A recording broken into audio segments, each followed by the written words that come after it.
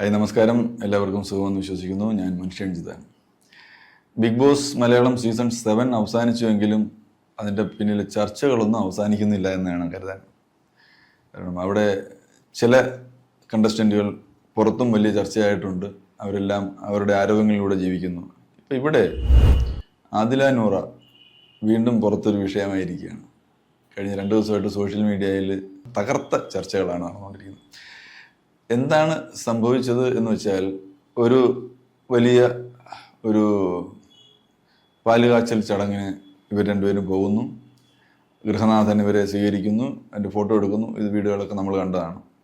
അത് കഴിഞ്ഞ് കുറച്ച് കഴിഞ്ഞപ്പോൾ എന്തോ കാരണം കൊണ്ട് ഇവർ ക്ഷണിച്ചിട്ടല്ല വന്നത്, തെറ്റുപറ്റിപ്പോയി എന്നൊക്കെ ഉള്ള രീതിയിലുള്ളൊരു പോസ്റ്റ് അദ്ദേഹത്തിൻ്റെ ഭാഗത്തു നിന്നുണ്ടാകുന്നു. കുറച്ച് മണിക്കൂറുകൾ കഴിയുമ്പോൾ ആ പോസ്റ്റ് അപ്രത്യക്ഷമാകുന്നു. ഇതിനിടയിൽ ഇത് സോഷ്യൽ മീഡിയയിൽ വലിയ വിവാദവും ചർച്ചയാകുന്നു.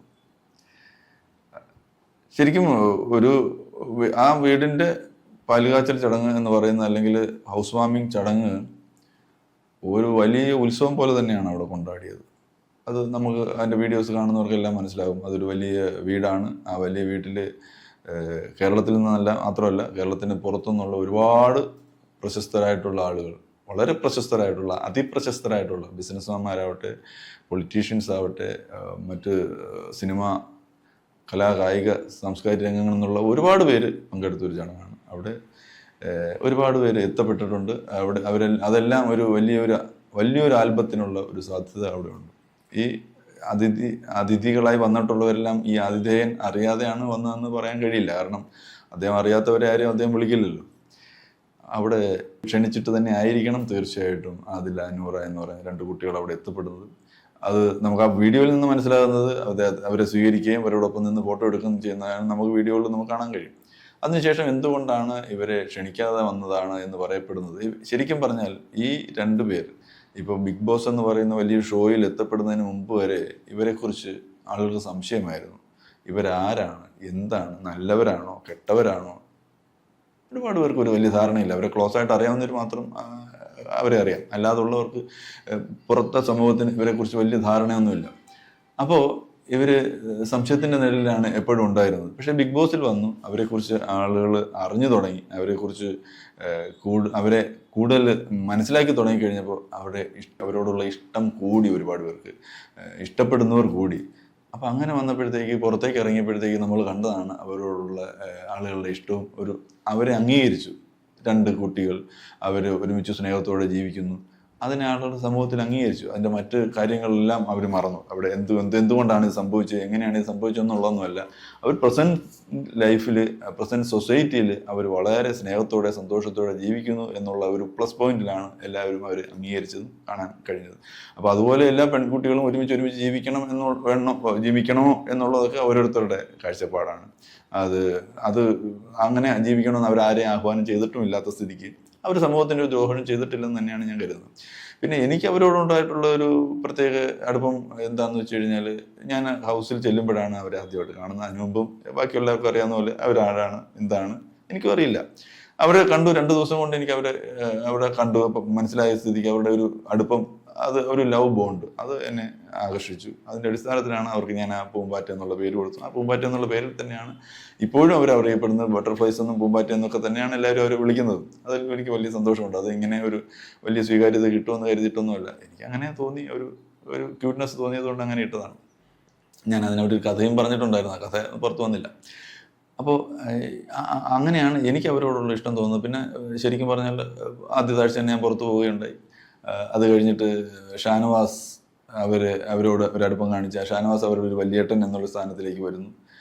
അവസാനത്തെ ആഴ്ച ഞാൻ തിരിച്ചു കയറുമ്പോഴും ഇവർക്ക് എന്നോടുള്ള സ്നേഹവും എല്ലാവരും എന്നോടുള്ള സ്നേഹത്തോടുകൂടി തന്നെ പെരുമാറി. പക്ഷേ പുറത്ത് ഇറങ്ങിയ ചെന്നൈ എയർപോർട്ടിലും അവിടുന്ന് കൊച്ചി എയർപോർട്ടിലേക്കും ഞാൻ വരുമ്പോൾ ഞങ്ങൾ 3 പേരും ഒരുമിച്ചാണ് വന്നത് എന്നുള്ളതും, എൻ്റെ കൂടെ വന്ന 2 കുട്ടികൾ എന്നുള്ള രീതിയിൽ ഞാൻ അവരെ കെയർ ചെയ്തു എന്നുള്ളത് എന്തൊക്കെയോ വീഡിയോകളിലൂടെ പുറത്ത് ആളുകൾ കാണുകയും ചെയ്തു കഴിഞ്ഞപ്പോൾ ഞാൻ ഒരു വലിയേട്ടനെ പോലെ അവരെ കരുതി കൊണ്ടുവന്നു. അതുകൊണ്ട് വലിയേട്ട എന്ന് ഇപ്പോൾ ഞാനും അവരുടെ വലിയേട്ടനായി മാറിയതുപോലുള്ളൊരു അവസ്ഥയുണ്ട്. സന്തോഷമാണ്. കാരണം ആരെങ്കിലുമൊക്കെ ആകാൻ കഴിയുക എന്നുള്ളതാണ് ജീവിതത്തിൽ ഏറ്റവും വലിയ സന്തോഷം എന്ന് കരുതുന്ന ഒരാളാണ് ഞാൻ.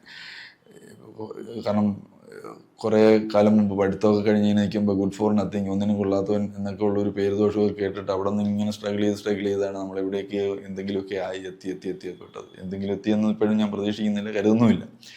പക്ഷേ ചിലരുടെയെങ്കിലും മനസ്സിലൊരു സ്ഥാനം കൂടാൻ കഴിഞ്ഞു, സ്ഥാനം കിട്ടി എന്നുള്ളത് ലൈഫിൽ ഒരു അച്ചീവ്മെൻ്റ് തന്നെയാണ്. അത് ചില്ലറ കാര്യമല്ല താനും. അപ്പോൾ അങ്ങനെ നോക്കുമ്പോൾ ഞാനും സന്തോഷവാനാണ്. ഒരുപാട് എന്നേക്കാൾ ഒരു 100 ഇരട്ടി ആളുകളുടെ മനസ്സിൽ ഇടം നേടാൻ കഴിഞ്ഞ അതിലാണ് കുറേ കുട്ടികളും ഭാഗ്യവതികളാണ്. അപ്പോൾ അതുകൊണ്ട് തന്നെ ഇവർ സമൂഹത്തിന് തെറ്റായ സന്ദേശമൊന്നും നൽകാത്ത സ്ഥിതിക്കും സമൂഹ മര്യാദകളെ ലംഘിച്ച് ജീവിക്കുന്നു എന്ന് എനിക്ക് അഭിപ്രായമില്ലാത്തതിനും എന്നാലും അവരെ ആരും ചടങ്ങുകൾ ക്ഷണിക്കപ്പെടാണ്ടാത്തവരോ അല്ലെങ്കിൽ വീട്ടിൽ കയറാൻ കൊള്ളാത്തവരോ എന്ന് ഞാൻ കരുതുന്നില്ല. അവർ എൻ്റെ വീട്ടിൽ വരാത്തതുകൊണ്ടാണ്, അല്ലെങ്കിൽ ഞാൻ എൻ്റെ വീട്ടിൽ വിളിക്കും. വരാത്തതുകൊണ്ടെന്ന് പറയുമ്പോൾ സമയമില്ല, അവർ വന്നേക്കാം ഒരു പക്ഷേ, ഞാൻ അങ്ങനെ കരുതുന്നു. ഒരു പക്ഷേ ഞാൻ ഇവിടെ ഇരിക്കുന്ന ഈ ഫ്ലീറ്റിൽ അവർ വന്നേക്കാം എന്ന് ഞാൻ കരുതുന്നു. സന്തോഷമേ ഉള്ളൂ. ഇങ്ങനെയുള്ള സ്നേഹം നാട്ടിൽ ഉണ്ടാവുക, പരസ്പരം സ്നേഹിക്കാൻ കഴിയുന്ന 2 പേര്, 4 പേര്, 8 പേര്, 16 പേര് അങ്ങനെയുള്ളൊരു വലിയ ഗ്രൂപ്പ് ഉണ്ടാവുക എന്നുള്ളത് വളരെ അനിവാര്യമായിട്ടുള്ള കാര്യമാണ്. അത് വേണ്ടതുമാണ്. അതിനെ പ്രോത്സാഹിപ്പിക്കുകയാണ് വേണ്ടത്. അല്ലാണ്ട് ഈ പറയുന്നത് പോലെ ആരെങ്കിലും എന്തെങ്കിലുമൊക്കെ പറയുന്നത് കേട്ട് പെരുമാറുന്നതിനോട് എനിക്ക് യോജിപ്പില്ല. ഒരു ചടങ്ങിൽ ക്ഷണിക്കപ്പെടുകയും അത് ക്ഷണിക്കാതെ വന്നതാണെന്ന് പറയുകയൊക്കെ ചെയ്യുന്നത് ഒരിക്കലും യോജിക്കാൻ പറ്റുന്ന കാര്യങ്ങളാണെന്ന് തോന്നുന്നില്ല. അതിനെന്തെങ്കിലും ജെന്യുവനായിട്ടുള്ള കൃത്യമായിട്ടുള്ള ഒരു കാരണം അദ്ദേഹത്തിന് ഉണ്ടാവും ഒരു പക്ഷേ.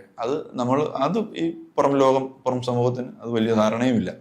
അതുകൊണ്ട് തന്നെ ഏതൊക്കെ കാര്യങ്ങളിലാണ് ഇവിടെ നമ്മൾ ചർച്ച ചെയ്യപ്പെടേണ്ടതെന്നുള്ളത് നോക്കിക്കഴിഞ്ഞാൽ ഒറ്റ കാര്യമേ എനിക്ക് പറയാനുള്ളൂ. സ്നേഹം ആണ് പരമപ്രധാനം. അപ്പോൾ 2 പേര് തമ്മിൽ സ്നേഹിച്ച് ജീവിക്കാൻ കഴിയുന്നതെങ്കിൽ അതിനെ നമ്മൾ അംഗീകരിക്കുക, അക്സെപ്റ്റ് ചെയ്യുക, അതിനെ പ്രോത്സാഹിപ്പിക്കുക. അത് സ്നേഹമെന്ന് പറയുമ്പോൾ ആണും തമ്മിൽ സ്നേഹിക്കാം, ആണും പെണ്ണും തമ്മിൽ സ്നേഹിക്കാം, പെണ്ണും തമ്മിൽ സ്നേഹിക്കാം.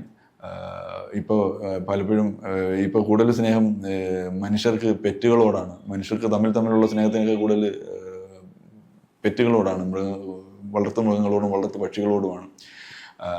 അപ്പോൾ ആരെങ്കിലുമൊക്കെ അങ്ങോട്ടും ഇങ്ങോട്ടുമൊക്കെ സ്നേഹിച്ച് പരസ്പര വൈര്യമില്ലാതെ ദേഷ്യവും വെറുപ്പും ഇല്ലാതെ ജീവിക്കാൻ കഴിയട്ടെ എന്നുള്ളത് മാത്രമാണ് എനിക്ക് പറയാനുള്ളത്. ഈ വിഷയം കൂടുതൽ ചർച്ച ചെയ്യപ്പെടാതെ ബിഗ് ബോസ് തീർന്നു, ബിഗ് ബോസിന് പുറത്തൊരു ബിഗ് ബോസ് ഉണ്ടാവാതിരിക്കട്ടെ എന്ന് മാത്രം എല്ലാവരോടും ഒന്ന് ആഹ്വാനം ചെയ്യുകയാണ്.